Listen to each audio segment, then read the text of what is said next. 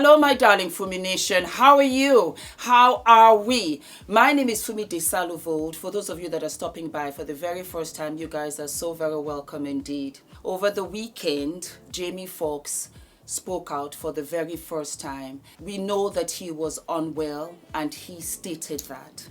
And when I saw Jamie, I literally burst into tears. I met Jamie Foxx on the set of Dreamgirls. It was a phenomenal experience. I was doing background extra work then, and that was how they hired me for the film. Up until I got upgraded as one of the disco sexy dancers, you know, behind them Beyonce. And she would just come in fleetingly, she would do her scene, and she would go because she was on a very, very strict diet. But I remember Jamie Foxx being the life of the party. He was so down to earth. We saw him at lunch. We saw him during wardrobe. He would laugh with us. He is one of the nicest, most wonderful, most easily lovable people that I have ever met. So when I heard that he had had some kind of incident on a film that he was doing with Carmen Diaz, I didn't think anything of it, to be honest. I thought, Jamie, oh please, he'll get through it. Because the personalities are so big, they're so huge, that it's very hard for you to grasp. You can't imagine a world without that person, especially that young. Jamie is only a year older than I am. He's 55, I'm 54. And I just thought, you got so much to live for. And then, of course, you know, my friends out in Hollywood, California, they were like, Fumi, it's bad. And I started to cry. I was surprised that tears filled my eyes. And immediately I went to watch the music video. She's got you for 18 years. Gold Digger, that's the song. And then I just remembered him on the set of RAINE. And I was dumbfounded. You know, when you have all black film cast like that, majority, you know, all the black extras, all the featured extras, we get work. And so I saw him throughout my 10 years in California. I did. I saw majority of them throughout my 10 years there. And so when he came out this weekend, it was lovely to see him. You could see he had lost weight. You could see that something really traumatic had happened to him. And I felt bad because, Jamie, you don't have to explain to us. You don't have to explain to us. You don't have to be under any pressure. It doesn't matter whether they think you're cloned, AI, you're blind, you're handicapped. You come out at your own time because what you've gone through is traumatic. And I can only imagine to come out the other end. For a lot of people that become handicapped and they have to use wheelchairs, you now have to adjust to another life. But not only do you have to adjust to another life, you are absolutely given the grace to mourn the old one, especially when you didn't want to let it go. So I believe him when he said he fought for his life. Being an actor, the bigger thing, bigger than money, is health. Because the studios depend on that. You're not healthy, they can't use you. The insurance is sky high. And everybody has literally put in their coin for this film, for a feature film. Perhaps it's a 3-film deal. And so there's so much pressure on actors to perform and to look your best. If it was that, I can understand him coming out to let the studio heads know, let the film industry, Hollywood know that he's good. I tell you right now, Jamie, you still need to rest. You still need to rest. First of all, I want to say thank you to everybody that's prayed, man, and sent me messages. I cannot even begin to tell you how far it took me and how it brought me back. I went through something that I thought I would never ever go through. And I know a lot of people were waiting, you know, or wanting to hear updates, but to be honest with you, I just didn't want you to see me like that, man. You know, I want you to see me laughing, having a good time, partying, cracking a joke, doing a movie, television show. I didn't want you to see me with tubes running out of me and trying to figure out if I was gonna make it through. And to be honest with you, my sister Deidre Dixon, my daughter Corinne Marie saved my life. So to them, to God, to a lot of great medical people, I'm able to leave you this video. I cannot tell you how great it feels to have your family kick in such a way. And y'all know they kept it airtight. They didn't let nothing out. They protected me. And that's what I hope that everyone could have in moments like these. Now, you know, by being quiet, sometimes things, you know, get out of hand. People saying what I got. Some people said I was blind, but as you can see, the eyes are working. The eyes are working just fine. They said I was paralyzed. I'm not paralyzed. But I did go through, I went to hell and back. And my road to recovery had some potholes as well. But I'm coming back, and I'm able to work. So I want to thank the people that let me work. And I just want to like say that I love everybody, and I love all of the love that I got. And man, you know, I know they talk about people crying on videos. You know, you could do take two, but I'm not gonna do a take two. It is what it is. And if you see me out from now on and every once in a while I just burst into tears, is because it's been tough, man. I was sick, man, but now I got my legs under me, so you're gonna see me out.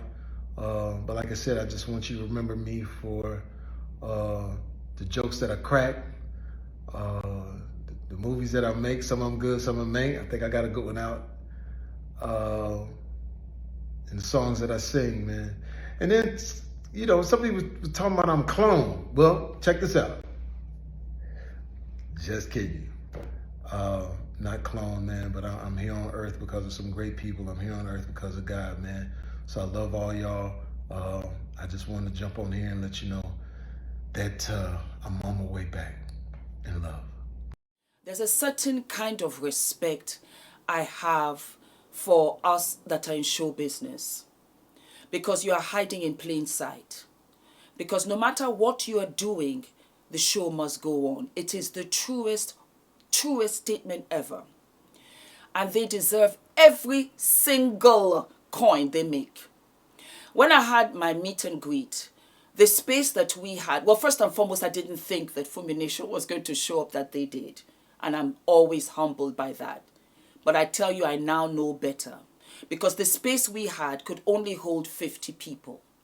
So the only way we could do it was to have 3 sets. From 2 to 4, 4 to 6, 6 to 8. So that we could fill in the capacity for those that bought their tickets. Adrian had a high fever the whole week. Do you know I almost cancelled? I was prepared to return the money and cancel if Adrian's fever did not break. It was absolute chaos because all of the PR that we got from brands was stuck at customs. Everything was so heady, and still I had to smile, perform, do the shows for YouTube, go out there and be Fumination. It's a tough job. It is tough. And careful what you wish for. I live and I love what I do, but careful what you wish for. That day, my parents didn't call. It was my birthday. And they usually call bang first thing in the morning. I called other family members. Nobody returned my call. I got paranoid and said, something's happened, but they know Fumi has this meet and greet, so we're not going to contact her, reach out to her, respond to her until after. I was going nuts because my parents are in their 80s. I was so late. Christina went ahead of me. She said, Fumi, you know what? Let me go ahead and start to set up. It was a mess behind the scenes. And I was in the taxi and I called Ula and I said, Ula, has mom and dad called? He said no. Mind you, we're like 12 noon. I said, okay. I said, how's Adrian? His fever has broken. He's gonna be good. My nanny did not show up. Yes, I had to pay my standby nanny double because today was the day. And if the nanny showed up, then Ula could come for an hour and go back. When I arrived at our fabulous venue, I had the honor and pleasure of meeting Fumi Nation. From 12 to midnight, I did not eat. It was a quick change. As the first set of Fumi Nation rolled out at 2, I went back downstairs in the changing room. I had a glass of water. I changed because that was all the time that we had because we had to change the makeup a little bit. We had to change the hairstyle, the heels and everything, the accessories. And I ran back up and I had to be Fumi again because I had Fumi Nation that had traveled far and wide to see me. Before we knew what was shaking and baking, it was midnight. It took me about a day or two to recover. And when I put myself on the scale, to be honest, let's call it like it is, I had lost 5 pounds. That was the beginning of the weight loss. It was that meet and greet because it was such a head rush. 2 weeks leading up, all kinds of little things here and there. And the day itself, I had such adrenaline because I didn't know at the last minute I was meeting you for the first time. Were you going to like me? Were you going to this? Were you going to be disappointed? I didn't know. There were so many emotions just seeing all of your faces, recognized faces, names that I remembered in the comments. And it was such an adrenaline head rush. And I had to keep up that energy for 12 hours straight. And it was my birthday. And I didn't see my son. And Ula came. And he was amazing, and he ran back to take care of Adrian. And that's a little itty-bitty event that is a first time. These actors are beasts, especially on the level of what Jamie is doing. His agent, his manager, his publicist, his doctor, his therapist, all of you have to have a group session, and you need to slow it down. It doesn't matter if you think, Jamie, can you do it? And he says yes. As a human being, that's a lot. It is a lot.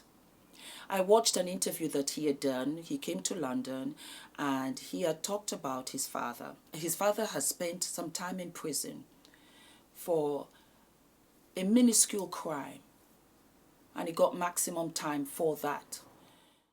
They put my father in jail for $25 worth of illegal substance. They put him in jail for 7 years. Oh, wow. This man was an educator in the hood, in the inner cities, educating kids. The judge that he would have come to the school and talk to the kids presided over his case and put him in jail. And what they didn't understand was their father taught me everything. Taught me how to throw football, basketball, taught me how to play tennis. And I was like, why am I learning how to play tennis? He said, because I don't want you to be limited. So when they put him in jail, however, what do we do as a family? And I don't like visiting jail. I don't like that type of perception. So I said, I told my pops, I can't come see you because I see you as a king. But I wrote him a letter. I said, hey, you know, things have gotten good for me. When you get out, I'll save your life. And he's been living with me for 20 years now. So when Jamie said, I didn't want you guys to see me with tubes in and out of me, because Jamie has king energy, because he wants to always be that beacon of light for us, to support us, to make us laugh, to, you know, push our dreary days to the side.